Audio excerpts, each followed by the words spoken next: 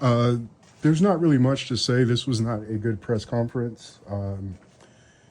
They did not allow the fighters to really interact with one another, go back and forth with each other, show the rivalry, things like that. That's one of the main points for these types of press conferences. Like the Spence and Crawford press conference was pretty good. You know, Bud said he had to get active and all that stuff. You could tell that they wanted it more like how Canelo wants his press conferences, respectful, things like that. We saw this early on during the pressers where he's talking with Bud and Turkey. So they took the class route, which is fine. These are two great fighters, whatever. Both are very decorated, whatever else. But as far as rivalry and competition, it did not deliver on that. It was more Canelo-centric theme because, of course, you had more of the Canelo fans there supporting him. And we get that, you know. Plus, well, I won't even get into that. This is the main point and the main takeaway that I took notice of during the press conference when they finally got to see the stare down, everything else, and seeing some of the other material that posted Canelo.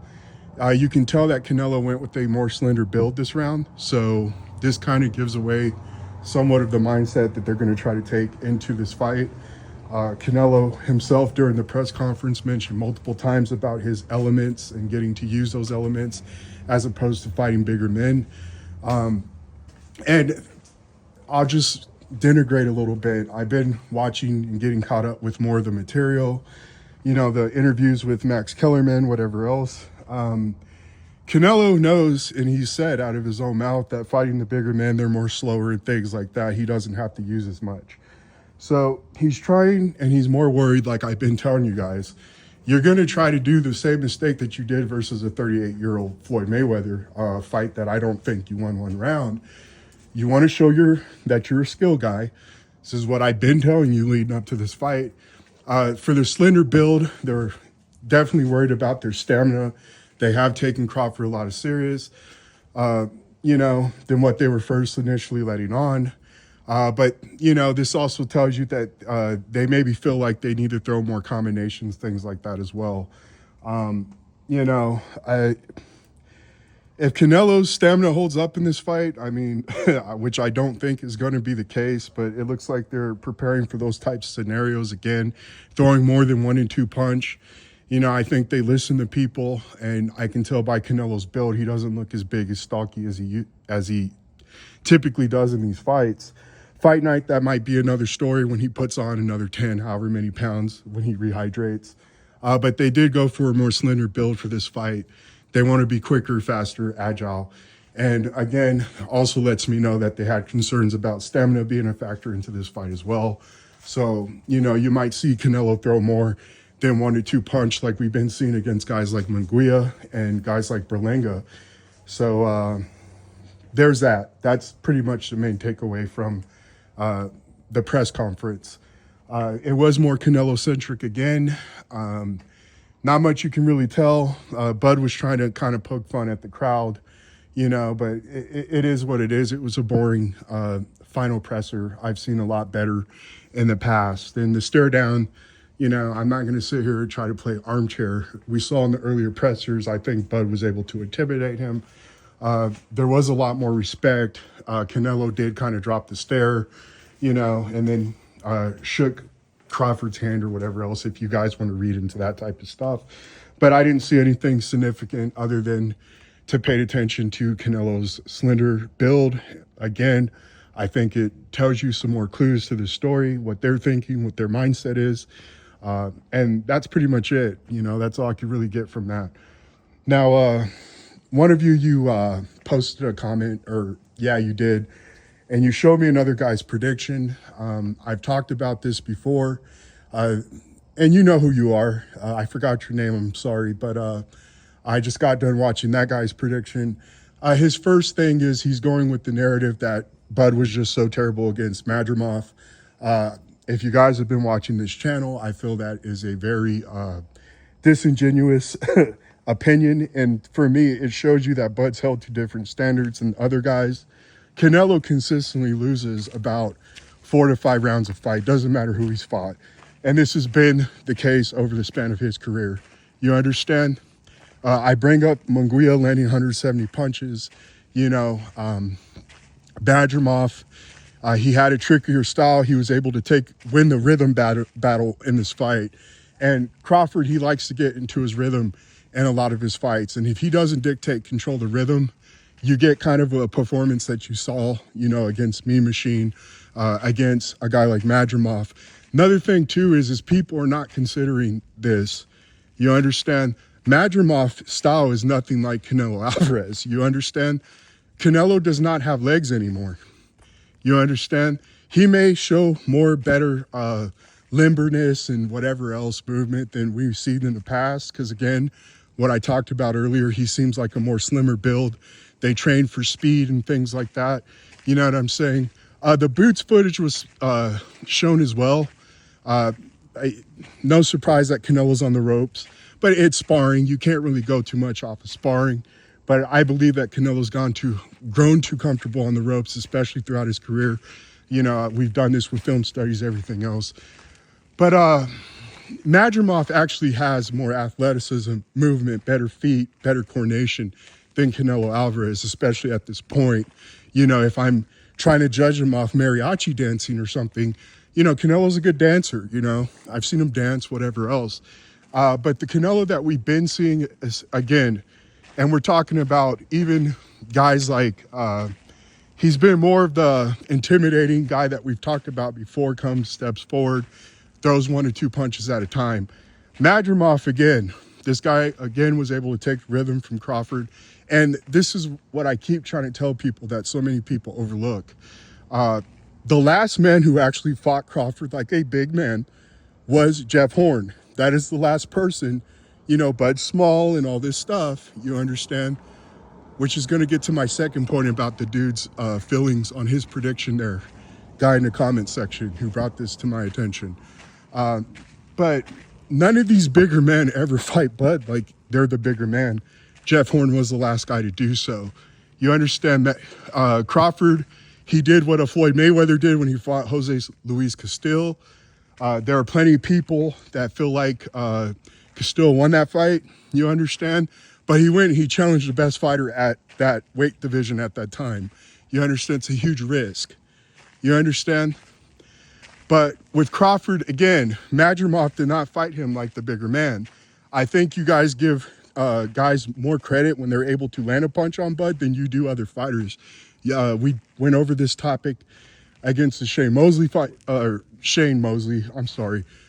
Sean Porter fights and Errol Spence fights. I showed you guys how these dudes get hit more than Bud, but that still didn't deter any of you, and some of you even today claim that Bud gets hit more.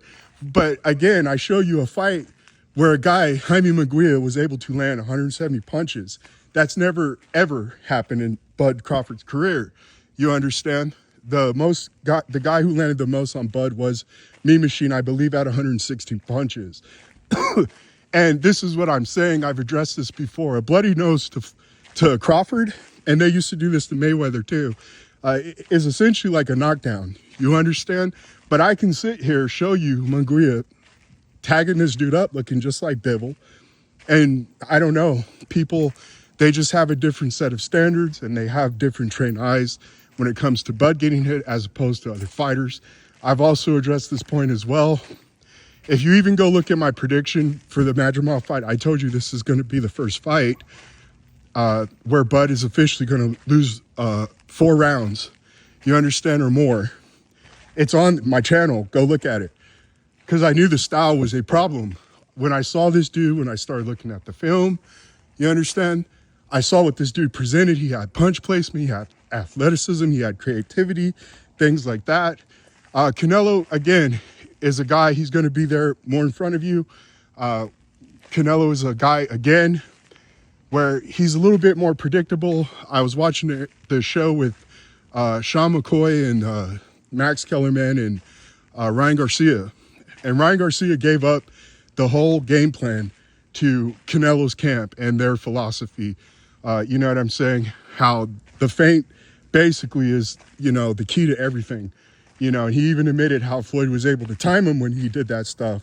But he says once he gets guys into where they're under that spell where they can't tell if, when he goes down, changes levels and comes with either a jab, or goes down, changes levels, comes with the hook, goes down, changes levels, comes with the straight cross, you know what I'm saying? The right hand, he went really in depth with that, but he pretty much summed up Canelo to you. You know what I'm saying? But Canelo, again, when they talk about size, which is my second point, as old boy was his second point. First point being the Madrimov performance being so horrible. You understand? Although Bud had to be and fight like the bigger man, he was the guy that was challenging Madrimov more.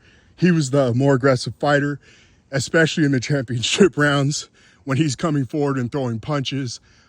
Many people believe that he didn't hurt Madrimov in that fight, and it just lets me know that you guys don't have eyes. Madrimov himself said that Bud hits harder than Ortiz, but even in the 8th round, after he lands a sequence of punches on Bud, you're going to see Bud jump out, throw a combination, and what's his name has to really grab and hold Crawford after Crawford lands punches on him. Also, Madrimov had a lot of respect for Terrence Crawford. He did not have the same level of respect for a guy like Ortiz, you understand? And this is what I'm saying. You're dealing with people's perceptions and how they believe or want reality to be. And I tried to at least bring film. I did do the film study. We covered only the first 7 rounds, but regardless of all that, we're already too close to the fight right now to complete the fight, I guess. But I don't agree with Madrimov. This is the same stuff where I believe we're really holding Crawford to a different standard. Again, and we're here stuck on Madrimov, but look at Canelo's last fight. You know what I'm saying? And it speaks for itself.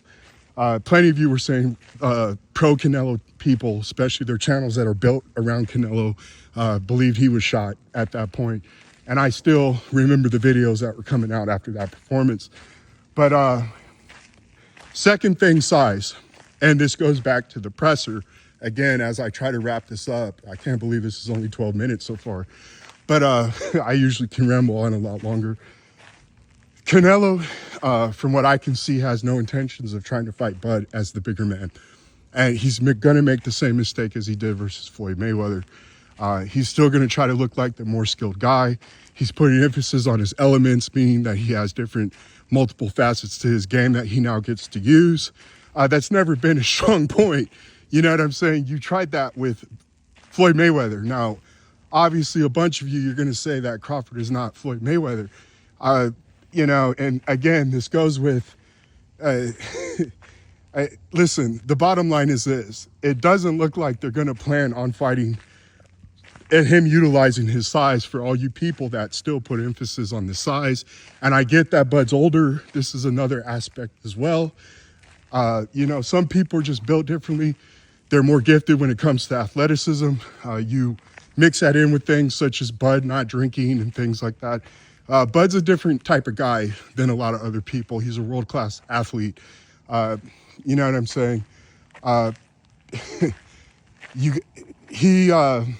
Andre Ward, Roy Jones, guys that I've listened to who talked about this, in this instance, Crawford is not having to focus on cutting muscle, and having to kill himself to get down to a certain weight. The fight night weight against Madrimov was 169, you understand? And again, with this, he obviously put on more muscle, things like that. I think Crawford is a good enough athlete that can handle the 5 or 10 more pounds more or whatever it is that he's going to be carrying on fight night. I know for a fact Crawford's been working harder than Canelo Alvarez. I think he's been taking training camp a lot more serious. I think the lack of a media workout and everything else, all this Photoshop stuff that I've seen from Team Canelo, again, I think that's more so to kind of hide the fact that Canelo has indeed slowed down. We're going to see on fight night, though, at the end of the day. So, plus, you guys have been talking about this size forever when you guys talked about Sean Porter. But I understand the situation that we're in right now. Another thing, too, again, is I try to bring this stuff to the table. Canelo's been assisted in a lot of these fights, and he's lost way more rounds. And I'm not just saying that because Canelo's been in more fights. on average, he consistently loses way more rounds than Terrence Bud Crawford. Do you understand? Even against Danny Jacobs, who did not fully honor the rehydration clause in the fight, but he was still drained in the fight. You watch rounds like 7, 9, for example, where this guy switch hitting on Canelo Alvarez, and go look at the type of punches that he's landing. But my point is that even that guy, you understand, won 5 rounds on 2 on the judges' scorecards. This is a split decision, no, it's not a split decision, you know. But again, I didn't hear anyone say that was a close fight, whatever else. 2 of the judges' scorecards, they had that Danny Jacobs, again, that was supposed to be a dominant win for Canelo, winning 5 rounds, and he's here switch hitting during the fight. So I don't know. When I come with this stuff, I try to be, research is, you know, one of the most important parts, but, you know, I try to factor in a lot more than just size and riding with the crowd that, you know, Madrimov, you know, supposedly toyed and, you know, beat Crawford, when I don't think that's the case at all. I thought that was more of a 9-3 type fight. You understand? It goes back to, again, when Bud gets hit, everybody puts more emphasis on it. Guys like Spence and even Canelo, when they get hit, nobody cares. And it's just the weirdest phenomenon I've ever seen. Even when you bring up stats, things like that, people, it still doesn't register in their head. You know what I'm saying? But it is what it is. I don't agree with Dude's take. Thank you for bringing it to my attention. And as far as the press conference, that's really the only bit of important information that I think people really need to take from it. It's going to be very stupid for Canelo to try to outbox Crawford, try to outskill him, try to, you know, speed him and everything else. You know, if that is the case, we'll just see. We'll just see by the end of the night. But that's really all I got to say for now. We will see the weigh-in, and maybe I will come out with a video or 2, who knows, at this point, possibly before the fight, maybe at least 1 to give a reaction to the weigh-in, and we'll see if there's any other kind of information. Just real quick, there was a story circulating that Canelo hurt his toe. That was from Hackett, or whatever that dude's name is. You know, I'm not even going to talk about that. It is what it is. You know, we can cover that after the fight, and we'll see what is said after the fight, and we'll see if that is actually true. But I will talk to you guys later. Bye.